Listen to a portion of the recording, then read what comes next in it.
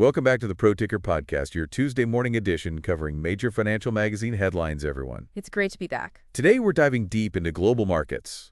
And it looks like we've got a lot to cover, from Asia-Pacific markets to oil prices, the U.S. dollar, and some big names making headlines. It's all on the table today. But the real question we're grappling with today is this. Are we seeing a potential power shift in the global economic landscape? And what could that mean for you? That's a question on everyone's mind right now, and the sources you've compiled certainly give us a lot to think about. Perhaps we should start with the Asia-Pacific markets. CNBC's live blog is highlighting some intriguing activity there. It definitely seems like a mixed bag so far, with some indices up, some down, and a few unexpected twists. What really caught my eye was the Reserve Bank of Australia's decision to cut rates for the first time in over 4 years, down to 4.1%. That's a pretty bold move. It is indeed. CNBC quoted one expert calling it an insurance cut, which suggests that other global central banks might be considering similar moves. This begs the question, what does this signal about the health of the global economy? Are we on the brink of a slowdown? And while we're on the topic of Asia-Pacific markets, the Japanese chip maker, backed by Bain Capital and Toshiba, saw its stock surge over 21% after finally turning a profit. That's a pretty significant jump. Kioxia is definitely one to watch, and not just because of its recent performance. Their involvement in the semiconductor industry puts them in a strategically important position, especially considering the ongoing competition between the U.S. and China for dominance in this sector. It's like every move they make has global implications. And speaking of strategic moves, the automotive industry is serving up a mixed bag of its own. Mitsubishi Motors is seeing gains on hopes of a merger with Honda, while Nissan's stock is down after merger talks with Honda fell through. That's according to CNBC. It really highlights the volatility of the auto industry. With mergers and partnerships constantly reshaping the landscape, sometimes it feels like a high-stakes game of chess, with unexpected moves and unpredictable outcomes. Shifting gears a bit, let's talk about the U.S. dollar. CNBC is reporting that it's currently near a 2-month low, while the Australian dollar remains strong despite the RBA's rate cut. That seems a little counterintuitive, wouldn't you say? It might seem that way at first glance, but it's important to remember that these currency fluctuations are intricately linked to global trade tensions, specifically the uncertainty surrounding potential U.S. tariffs, and the future direction of U.S. interest rate cuts is playing a major role. This kind of volatility can create opportunities for savvy investors, but also carries inherent risks. And speaking of risks, CNBC also reported on rising Brent crude oil prices, following a drone attack on a Russian pipeline pumping station. The attack reportedly disrupted oil flows from Kazakhstan, highlighting the vulnerability of global energy supply chains. This incident is a stark reminder of the geopolitical factors that can significantly impact the energy market. It underscores the importance of diversifying energy sources and strengthening supply chain resilience. On a related note, CNBC reports that gold prices have continued to climb. They're attributing this to the ongoing uncertainty surrounding U.S. tariffs. This is a classic case of what we call safe haven demand. When investors become apprehensive about the economy or global events, they often turn to gold, which is perceived as a stable asset in times of turmoil. It's a flight to safety, so to speak. So while some are betting on gold, others are grappling with the challenges of navigating an uncertain economic landscape. The Wall Street Journal is reporting on a debate within the U.S. Federal Reserve about the path forward. One Fed governor, Christopher Waller, argues that policy uncertainty shouldn't deter further rate cuts, even with concerns about persistent inflation. This really gets to the heart of the dilemma facing central banks worldwide. How do you balance the need to control inflation with the desire to support economic growth? It's a delicate tightrope walk, and the Fed's decisions will have far-reaching consequences. And to make matters even more complex, another Fed governor, Michelle Bowman, is urging caution. She's expressing concerns about cutting rates too quickly, especially given the persistent inflation worries. That's also from the Wall Street Journal. It's fascinating to see these different viewpoints within the Fed. It reminds us that economic policy isn't an exact science. There are multiple perspectives on the best course of action, and the stakes are high. Their decisions will impact not just the U.S. economy, but the global financial landscape as well. It's almost like a game of economic tug-of-war, with competing forces pulling in different directions. And in the midst of this uncertainty, investors are trying to decipher the signals and make strategic bets. That's a great analogy. And speaking of strategic bets, MarketWatch has an interesting article about how smaller software stocks are outperforming chip stocks, even with all the advancements in artificial intelligence. It appears that investors are anticipating software companies to be the ultimate beneficiaries of the AI boom, especially if computing costs continue to decline, as some predict. This raises some crucial questions. How will this shift impact the tech landscape? and which companies are best positioned to thrive in this evolving environment. The article specifically mentioned Monday.com and Confluent as examples of smaller software companies that are exceeding revenue expectations and attracting investor attention. It seems like they're proving that you don't need to be a tech giant to make a significant impact. It's inspiring to see these innovative companies succeeding. They're a testament to the power of agility and adaptation in the fast-paced world of technology. And as AI continues to evolve, I expect we'll see even more software companies emerge as key powers. The article also highlighted the crucial role of software in data centers, both corporate and cloud-based, especially for those specifically designed for AI applications.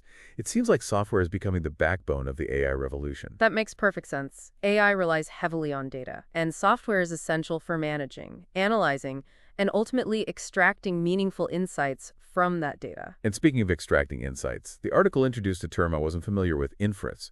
Apparently, it refers to the actions of trained AI models, such as making predictions, drawing conclusions, or generating statements. Shyam Sankar, the CTO of Palantir Technologies, is quoted in the article saying, "The price of inference is dropping like a rock." That's a profound statement, with significant implications. If the cost of AI inference continues to decrease, it will make AI even more potent and accessible, accelerating its adoption across various industries. And the article suggests that the next wave of AI adoption will likely involve even more software purchasing. As companies rush to harness AI's capabilities and optimize their operations, it's going to be a fascinating evolution to witness. It certainly is. The tech sector is a constant source of innovation and disruption, and the rapid pace of change is both exhilarating and daunting. Now turning our attention to MarketWatch again, there's an intriguing piece about how even the legendary Warren Buffett is finding it challenging to outperform this bull market. It highlights the complexities of managing a massive investment portfolio like Berkshire Hathaway's, especially as their cash pile continues to grow. It's almost a paradoxical situation. With so much capital at their disposal, you'd think they'd have a distinct advantage. But the article suggests that Berkshire Hathaway's sheer size might actually be a hindrance, making it harder to find investments that can significantly impact their overall returns. At the end of the third quarter, their cash reserves stood at a staggering $325 billion. It makes you wonder what Buffett is planning to do with all that capital. It's the question on everyone's mind. Is he waiting for the perfect opportunity to deploy those funds, or is it becoming more cautious about the market's future? The anticipation for his annual letter to Berkshire Hathaway shareholders is palpable. And while we eagerly await that letter, there's another article from MarketWatch that provides a glimpse into the moves of another influential investor, George Soros. Apparently, his Soros Fund Management is doubling down on big tech and AI, while surprisingly divesting from JPMorgan Chase. These moves offer a fascinating insight into how some of the world's most astute investors are positioning themselves for the future. Their bets can often serve as a barometer of the economic trends they see on the horizon. It's almost like they're sending signals to the rest of the market. And speaking of signals, CNBC's live blog is reporting some interesting developments in the Asia-Pacific markets. It seems Nissan's feet is still hanging in the balance. What's the latest on that front? Well, according to the Financial Times, Honda might be open to restarting merger talks with Nissan if their CEO, Makoto Uchida, steps down. This news sent Nissan's shares up by as much as 5.66%. It sounds like a classic case of corporate maneuvering. It makes you wonder if a change in leadership would truly be enough to sway the deal. The power dynamics at play are fascinating. Meanwhile, Mitsubishi Motors is enjoying a surge of optimism. CNBC reports their shares soared nearly 9%. On news of Honda's potential willingness to revive the merger discussions. It's a prime example of how market sentiment can shift rapidly, based on even the slightest hint of a potential deal. It's all about perception and potential in the eyes of investors. And it's not just the auto industry making waves. CNBC is also reporting that shares of Mitsubishi Heavy Industries surged over 5% after their shipbuilding arm launched a new vessel for the Japanese Navy. That's a significant development, especially considering the current geopolitical climate. With defense spending on the rise globally, companies like Mitsubishi Heavy Industries are well positioned to capitalize on this trend. It's fascinating how these seemingly unrelated events are all interconnected within the grand tapestry of the global markets. Absolutely. The world economy is a complex web of interconnected systems, and understanding these connections is crucial for making informed investment decisions. Speaking of informed decisions, let's circle back to MarketWatch. In their article about software stocks outperforming chip stocks, they delve deeper into the reasons behind this trend, pointing to the increasing importance of software in managing and analyzing the vast amounts of data generated by AI applications. It's becoming increasingly clear that software is no longer just a tool, it's the engine driving the AI revolution. And as AI becomes more pervasive, the demand for sophisticated software solutions will only continue to grow. The article highlights that the cost of inference, the process of trained AI models making predictions and drawing conclusions, is plummeting. This means that AI is becoming more accessible to a wider range of businesses, further fueling the demand for software. It's a virtuous cycle, with advancements in AI driving the need for more sophisticated software, which in turn enables further AI development and adoption. And with that in mind, let's shift our focus to the financial world. We've already discussed Warren Buffett and Berkshire Hathaway, but there's another article from MarketWatch that provides a more in-depth look at their current situation. I'm all ears. What insights did they offer? Well, it seems that even the Oracle of Omaha is facing challenges in this market environment. Despite their massive cash pile, Berkshire Hathaway's performance has lagged behind the overall market in recent years. That's a surprising revelation. One would assume that with such vast resources, they would be able to capitalize on almost any opportunity. That's where the paradox lies. The article suggests that Berkshire Hathaway's sheer size might be working against them. As the company grows larger, it becomes increasingly difficult to find investments that can move the needle and generate significant returns. It's a classic dilemma for successful investors. As their assets grow, so does the challenge of maintaining those stellar returns. It's like trying to steer a giant ship. It takes a lot more effort to change course. The article even delves into some statistical analysis, suggesting that Berkshire Hathaway's market-beating performance over the past 30 years might be attributable more to luck than skill. That's a bold statement. While I respect the author's perspective, I believe that Buffett's long-term success is a testament to his exceptional investment acumen. However, it's undeniable that market conditions have been exceptionally favorable in recent years, making it easier for many investors to generate impressive returns. So is Buffett losing his touch? Or are the markets simply becoming more unpredictable? It's a question that many are pondering. I believe it's a combination of factors. The market is constantly evolving, and strategies that worked in the past may not be as effective in today's environment. Adaptability is key, and even the most seasoned investors need to adjust their approach as the landscape shifts. It's a valuable lesson for all investors. Complacency can be detrimental, especially in a dynamic market like this. Absolutely. And speaking of dynamics, let's shift our attention to another asset that often reflects market sentiment, gold.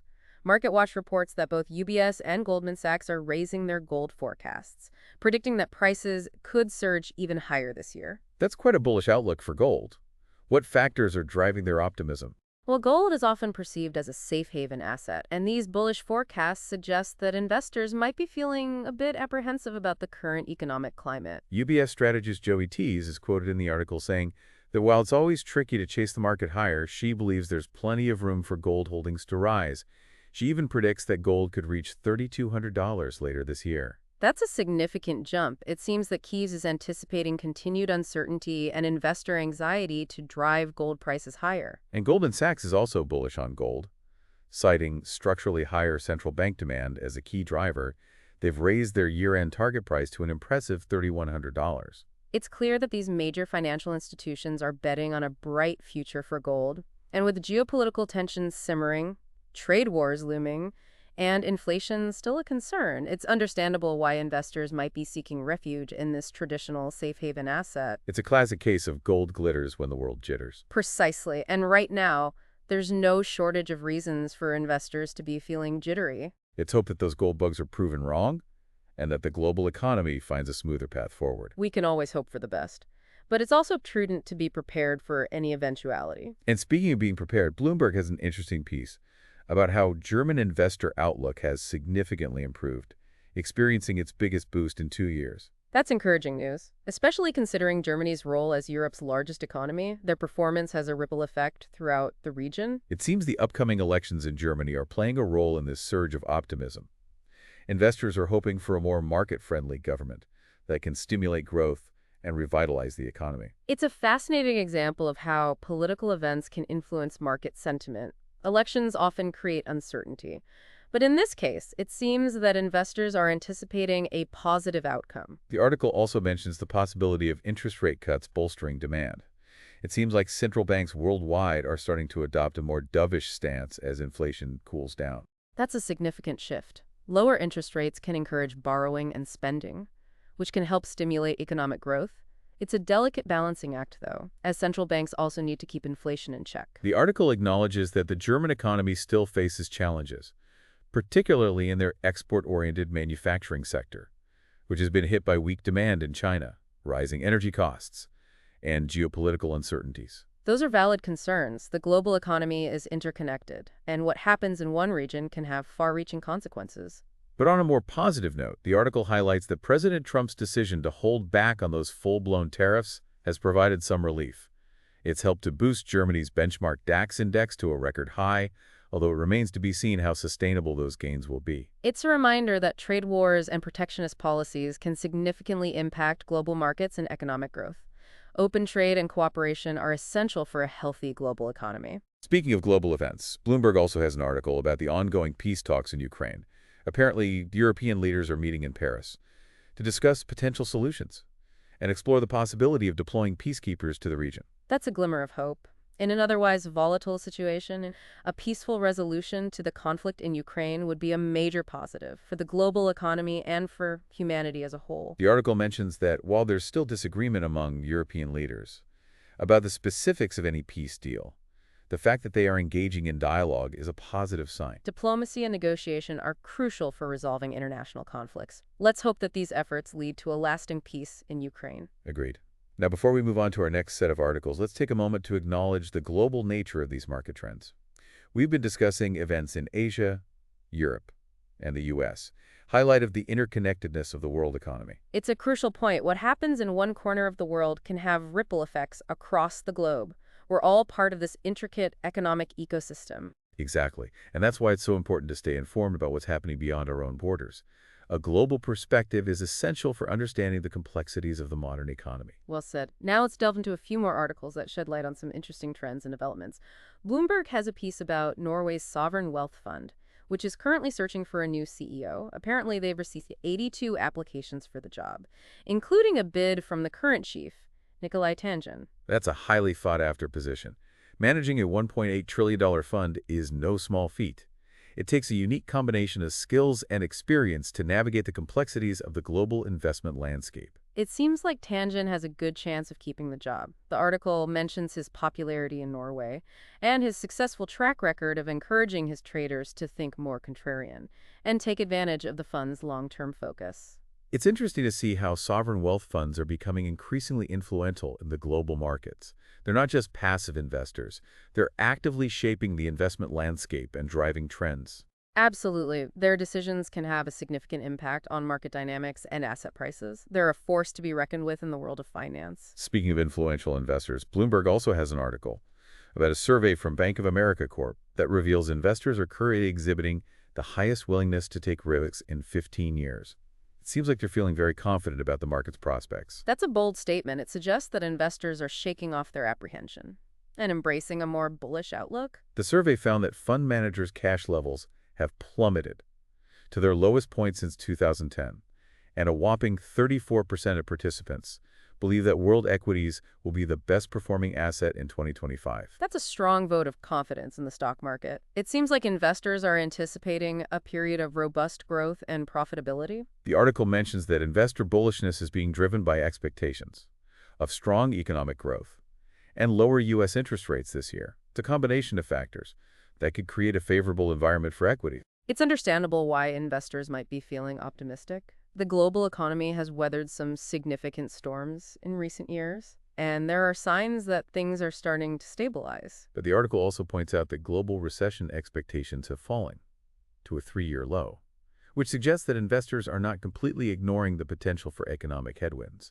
There's still a sense of caution in the air. That's a healthy perspective. It's important to be optimistic, but also realistic. The economic outlook can change quickly, and it's essential to be prepared for any eventuality. Absolutely, and that's why it's crucial to stay informed and adaptable. The markets are constantly in motion, and those who can adjust to the changing tides are often the ones who succeed. Well said. Prudence and adaptability are essential for navigating the ever-changing financial markets. Now, before we move on to our final set of articles, let's take a step back and reflect on the information we've covered so far. We've explored a wide range of market trends, economic indicators, and investor sentiment. It's been quite a journey. We've traversed the globe, from Asia to Europe to the Americas, uncovering the intricate connections that bind the global economy together. We've seen how global events, political decisions, and technological advancements can shape the financial landscape. It's a complex and dynamic system, constantly evolving and presenting both opportunities and challenges. It's a fascinating time to be following the markets. The pace of change is accelerating, and new trends are emerging all the time. It's essential to stay informed and adaptable to thrive in this environment. Absolutely. And with that in mind, let's dive into a few more articles that offer valuable insights into these dynamic global markets. I'm eager to hear what you've uncovered. Right, let's start with a piece from Bloomberg about the head of Saudi Arabia's $320 billion pension fund stepping down. It seems that Saad Al-Fadli has decided to leave Hassana Investment Co. after 12 years in the role. That's a significant development. Pension funds are major players in the global investment world, and a change in leadership can often signal a shift in investment strategy or approach. It'll be interesting to see who takes the helm and what direction they steer the fund in. The article mentions that Hassana Investment Co. has become an increasingly active global investor in recent years, striking deals with firms like EIG Global Energy Partners, Brookfield Corp., and TPG Inc. They're clearly looking for ways to diversify their portfolio and generate strong returns. That's a prudent strategy. Pension funds have a long-term investment horizon, so they're constantly seeking opportunities to grow their assets and secure the financial future of their beneficiaries. Diversification is key to mitigating risk and achieving long-term growth. And with the global economy facing so much uncertainty, it's understandable why they're looking for ways to find investments that can weather any storm. Absolutely. A balanced and diversified portfolio is essential for navigating turbulent times. Now let's shift our focus to a piece from MarketWatch about Robinhood. The popular trading platform, it seems they're planning to launch crypto products in Singapore in 2025. That's an interesting move. Singapore has become a hub for the cryptocurrency industry, so it makes sense for Robinhood to expand their operations there. It's a strategic move to tap into a growing market. The article mentions that Robinhood will be launching these crypto offerings through Bitsnap, a European digital assets exchange that they recently acquired. It seems like Robinhood is serious about expanding their presence in the crypto world. They're making strategic acquisitions and targeting key markets to position themselves for growth in this rapidly evolving sector. And with the cryptocurrency market experiencing a surge in popularity, it's understandable why they're making these moves. It's a lucrative market with a lot of potential for growth. Cryptocurrencies are definitely a hot topic these days, and while they can be volatile and risky, they also offer exciting potential for investors who are willing to embrace the unknown. It's a high-risk, high-reward market that's attracting a lot of attention. Speaking of the unknown, let's turn our attention to an article from the Wall Street Journal about the UK housing market. It seems that house prices rose slightly in February, despite an upcoming increase in stamp duty, which is a tax on buyers. That's a bit surprising. You'd think that a looming tax increase would put downward pressure on prices, but it seems that other factors are at play. The article suggests that sellers might be adjusting their price expectations due to high competition for properties, and the fact that many first-time buyers in lower-priced areas won't be affected by the stamp duty changes. It's a complex market with a lot of moving parts. It's interesting to see how market dynamics can sometimes defy conventional wisdom. It's a reminder that there are always multiple factors influencing market behavior. The article also notes that overall real estate activity remains robust in February, with the number of sales agreed 15% ahead of last year's figures. That's a positive sign for the UK economy. A healthy housing market is often an indicator of overall economic strength and consumer confidence. But the article also cautions that global economic news could impact market sentiment and potentially dampen momentum in the coming months. It's a reminder that the global economy is interconnected, and what happens in one part of the world can affect markets everywhere. It's a wise reminder to stay vigilant and adaptable. The market is constantly evolving, and those who can anticipate and respond to change are often the ones who succeed. Well said. And now for our final article of this deep dive, we'll turn our attention back to France. Bloomberg has a piece about Total Energies and Air Liquide joining forces to create a $600 million green hydrogen venture. That's a significant development. Green hydrogen is a key component of the transition to a cleaner energy future, and it's encouraging to see major companies like Total Energies and Air Liquide investing in this space. It's a sign that the shift towards renewable energy is gaining momentum. The article mentions that the two companies plan to build a 250-megawatt electrolyzer powered by wind energy near Total Energies' Zeeland refinery in the Netherlands. That's an ambitious project. It demonstrates a commitment to reducing their carbon footprint and embracing renewable energy sources. It's a positive step towards a more sustainable future. The article also highlights that Total Energy has signed a deal to purchase green hydrogen for its Antwerp facility from another 200-megawatt electrolyzer that Air Liquide is building near Rotterdam. It's a win-win situation. Total Energies gains access to clean hydrogen, and Air Liquide secures a major customer for their green hydrogen production. It's a collaborative approach that benefits both companies and the environment. It seems like green hydrogen is gaining momentum as a viable alternative to fossil fuels. It's an exciting development, with the potential to transform the energy landscape. It's certainly a trend to watch as the world seeks to decarbonize and transition to a more sustainable energy future. Green hydrogen is likely to play an increasingly important role. It's a technology with immense potential to revolutionize how we power our world. Well said. And with that, we've reached the end of our deep dive into these fascinating market trends and global economic developments.